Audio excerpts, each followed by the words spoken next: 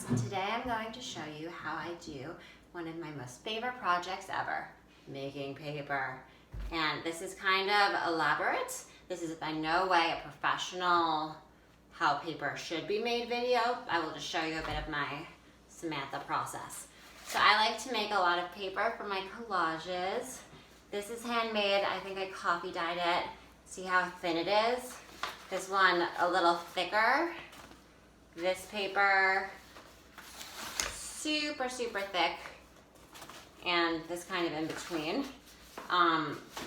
Sometimes my family would joke that the paper I made looked like matzah, but you know, whatever works. And I like it kind of textural and not the type of paper you can buy in a store. So what we're going to need today is a blender, some paper, some things you might want to decorate with, like ribbon or yarn, a tub, water, and then the final thing, I would recommend if you're starting out to just buy a paper making kit. It's like $20. I think Arnold Palmer is the name, but I just took a picture frame and put this kind of mesh fabric with holes in it that I found in my house, and this will do the trick. So, let's get started.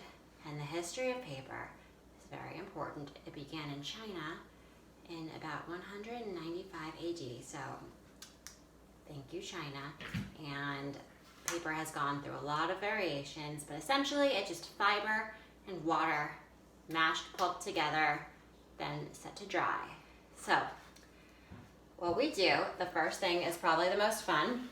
I have a bucket full of paper. I'm making black paper today, and you really just want to like rip paper into tiny small pieces. You can cut it, you can shred it, but this is the fun part. Very good for anger management. And then you take all the paper and put it in Mr. Blender. Alrighty, so here we go. We blend it. Don't want to wake up the neighbors, but when you're done and you get kind of a liquidy, pulpy material, you go and pour it into a tub. And this is the texture that I like, but you can experiment with it. And then what you do is you take the tool you have, hopefully one a little more professional, and then you take two hands and you dip it in.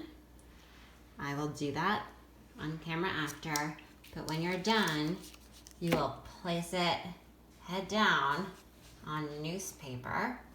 And let me show you how I did this one. And then I decorated it.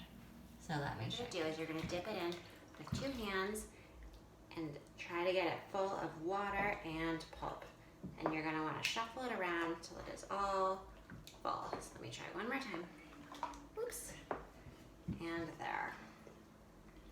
Now, let the water drip, and you might get something that looks like this. So when the water is all dripped, you lay it flat on some cardboard. So, doop, doop, doop. It's very, very wet right now. And you go 1, 2, 3, smoosh. Press it down with two hands. And when it looks like the paper has been transferred onto the new surface, you lift up the frame, and voila. Right. Now the paper is very wet, but right now I'm just playing with adding some embellishments onto it and pressing it down so that it should stay, or you can do this after it dries. I cut up some paper from music that I really liked. If you have a cool hole puncher, that's nice. Here's a googly eye. Here's some ribbon. Other paper works really well. I love music paper, any special words that perhaps have a meaning to you.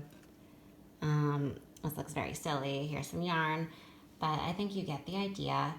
And once you're happy and play around with what you have, it will take a while to dry.